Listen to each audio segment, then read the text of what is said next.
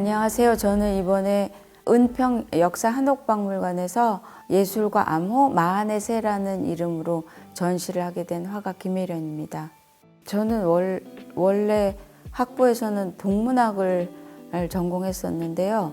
문학을 공부하다가 이 언어보다는 확실히 이미지가 더 직접적이고 중요하고 즉각적이라는 나름의 확신을 하게 돼서 서양학과 미술 이론 전공으로 진학을 하게 됐습니다. 그때 제 안에 뭔가 그 선이나 형태나 색채에 대한 끌리는 그게 있다는 걸 알게 됐고요. 아무래도 동문학을 하다 보니까 20세기 초에 독일 표현주의 사조에 보면 문학보다 이 회화가 굉장히 강렬한 운동을 일으키고 좋은 작품들이 많거든요. 그래서 그런 것을 보면서 강렬한 색채 대비가 무언가 실존의 고통과 비유할 수 있는, 표현할 수 있는 매우 중요한 실체가 있는 것 같다라고 느꼈던 것 같아요. 그래서 석사를 마치고 나서 작가가 되고 싶더라고요. 화가가 직접 그리는. 그래서 독일로 이제 미련 없이 가게 됐죠. 그래서 베를린 종합예술대학에서 이제 회화 학사 석사 마치고 우리나라 학사에 해당되는 독일의 그 예술대학 졸업생을 압졸벤트라고 그러는데요. 압졸벤트 개인 이렇게 다 전시를 해요. 근데 그 전시의 평가가 제가 기대한 것보다 깜짝 놀랄 정도로 너무 좋아서 그 주도 교수님께서 추천을 해주셔서 베를린 시내 갤러리에서 개인전을 하게 됐어요. 당시로 치면 되게 파격적인 혜택이었는데 그래서 그 시작이 순탄했기 때문에 쭉 이어서 좋은 전시를 많이 하게 되었고 또 어떤 새로운 소재를 대할 때는 항상 먹 드로잉을 병행했었어요. 그래서 먼저 조형적인 실험을 하고 이렇게 탐색한 후에 유화 작업을 했기 때문에 시작이 조금 남달랐던 것 같아요. 베를린 공과대학 예술학과에 박사과정을 밟고 있었을 때 실습 시간을 로마에서 한 적이 있거든요. 그게 1997년이었어요. 아주 전의 일인데 집중적으로 로마를 탐색하면서 공부하면서 책에서만 봤던 원작들을 많이 보게 됐는데 로마 성당이나 뭐 이런 데를 다니면서 카라바치오라고 17세기 바로크 시대의 대표적인 그 이태리 화가가 있는데 그 사람의 양식을 특별히 배경을 새까만 유화로 칠해서 암흑 양식이라고 부르거든요. 검은색은 색이 없는 것, 죽은 색, 부정적인 것, 생명력이 없는 것 같은 그런 편견이 있는데 그 카라바치오의 검은 양식의 작품들을 이렇게 보고 있으면 온몸이 얼어붙는 것 같은 충격을 받았거든요. 제가 나중에 생각해 봤어요. 왜 검은 색면이 이렇게 강렬할 수 있을까, 저 사람은. 그 이유는 검은색에만 있다기보다는 그 검은색을 다루었던 그 당시의 그 순간에 그 화가의 마음, 진동, 어떤 강렬한 교감, 색과의 그것이 그대로 그 바탕재에 남아있기 때문에 가능했을 것이다 라는 생각을 하게 돼서 그게 되게 각인이 됐었나 봐요. 그래서 2007년에 높이는 250이고 각 1m 폭 캔버스를 6개로 나란히 병치해서 이제 전체 6m를 만든 가을 사과 시리즈를 하게 됐는데요. 화려하게 꽃이 피면서 죽어가는 과일의 생명력을 표현한 건데 사과의 일부분의 표면 이외는 전부 아주 진한 검은 유화로 다 칠했거든요. 몇 달에 걸쳐서. 그때 저는 이제 그런 걸 좀 느끼게 됐어요. 그때 카라바치오가 그린 이 검은색이라는 것은 어쩌면 우리가 알고 있는 뭐 죽음이나 부정적인 것, 우울하다든지 막 이런 인간의 실존이나 한계라든지 이런 것을 강렬하게 뛰어넘으려고 하는 어떤 욕구가 있었을 것 같다라는 거를 이제 작업을 통해서 추측하게 된 거죠. 저 나름의 추측이고 그 정답은 알 수 없는 거잖아요. 근데 그 유화의 검은색이 오랫동안 강렬한 느낌을 저한테 줬고 영향력을 줘서 크리스찬 디오르 패션 작품하고 협업한 적이 있었는데 2015년에 그때도 그 12송의 장미를 이렇게 화려하게 그리고 유화로 배경을 가을 사과처럼 전부 아주 진한 검은색으로 처리를 했는데 결국 이 검은색이 강렬하게 그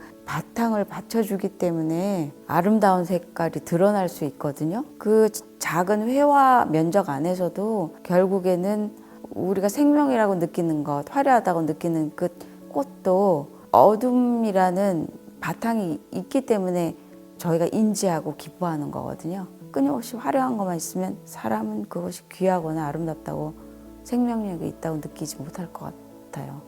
그런 게 해서 제 검은 시리즈가 잘 마무리됐죠. 2007년부터 2015년까지.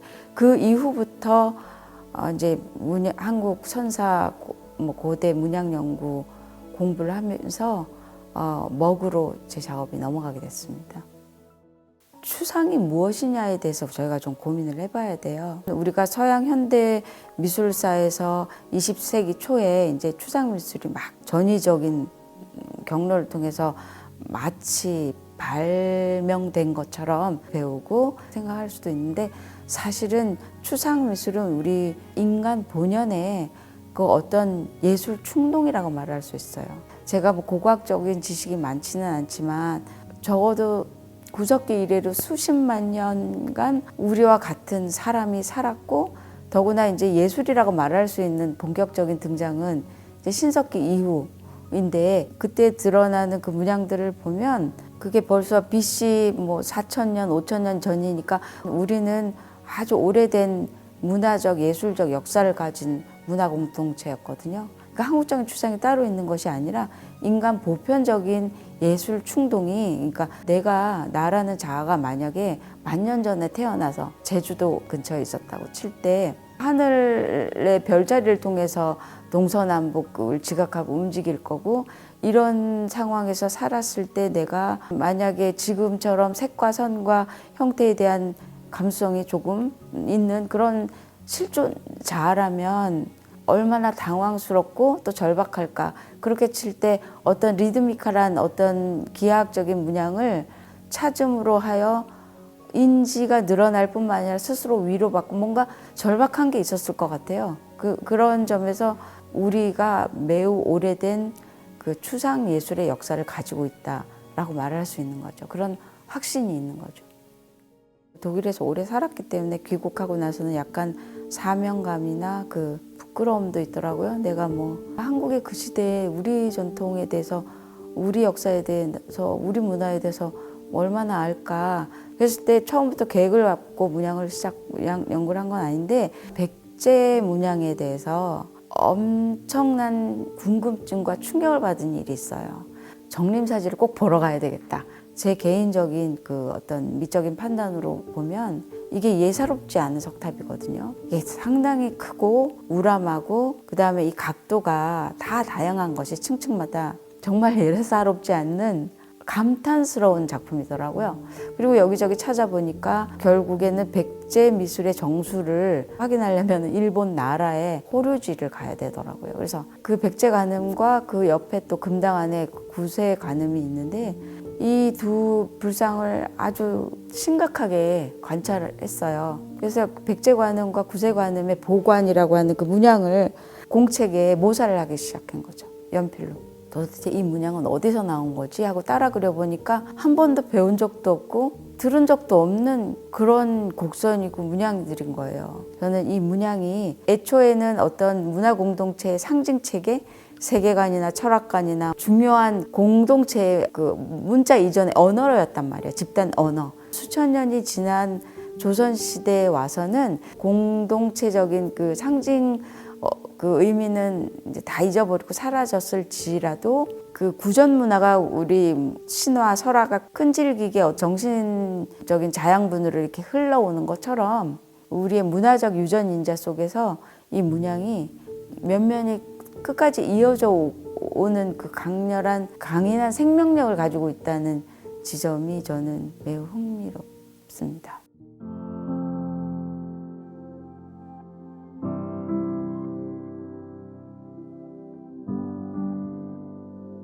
조금은 다양한 경로를 거쳤는데요. 빗살무늬 토기는 역사적 논쟁의 대상이 되지 않을 만큼 확실한 유물이잖아요. 고고학적인 대상이잖아요. 그러니까 확실하게 여기서 방점을 찍고 빗살무늬가 왜 이렇게 아름다운지, 특별히 왜 미학적인지에 대해서 집중을 하고, 그 다음에는 고대 고구려 기와 문양을 먼저 발표를 하고, 비로소 이제 예술가 문양 고조선으로 다시 지그재그 한복 돌아간 거죠. 청동기 시대 다음으로 그 우리가 삼국 사국 시대를 이제 얘기를 하는데 그 사이에 사실은 소왕국들이 있었거든요.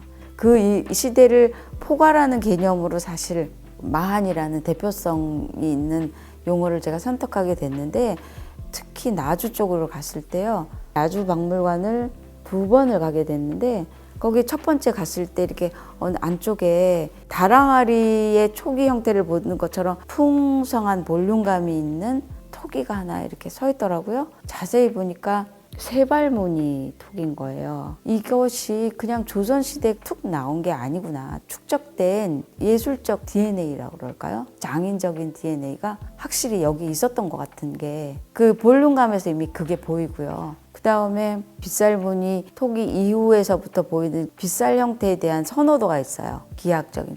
그런 배경을 전체적으로 그 토기 위에 다 두르면서 화살표처럼 살짝 세 발이 총총총총 이렇게 찍혀 있는데, 그것은 아무래도 토기 만든 빚은 이후에 뭐 나무를 깎았다든지 어떤 딱딱한 물체로 이렇게 두드려서 입혔던 것 같아요. 기술적으로 보면 그 시대에 이제 고고학적인 유물에 의해서 그런 좋은 작품을 제가 많이 발견하게 되고 박물관에서 보게 되고 이렇게 감상할 수 있는 게 저는 너무 기뻐요.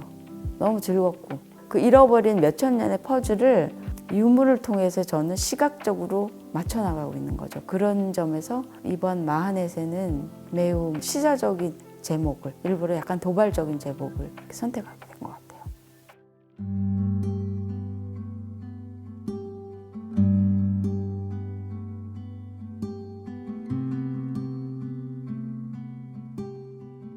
동양화라고 말할 수 있는 이 먹작업은 세워서 그리는 거하고 바닥에 누워서 그리는 거하고 완전히 결과가 다른데, 주로 저는 바닥에 눕혀놓고 작업하는 것을 더 좋아하는데, 왜냐면은 머금고 있는 물이 중력에 의해서 천이나 한지를 스며들어서 바닥으로 내려가거든요.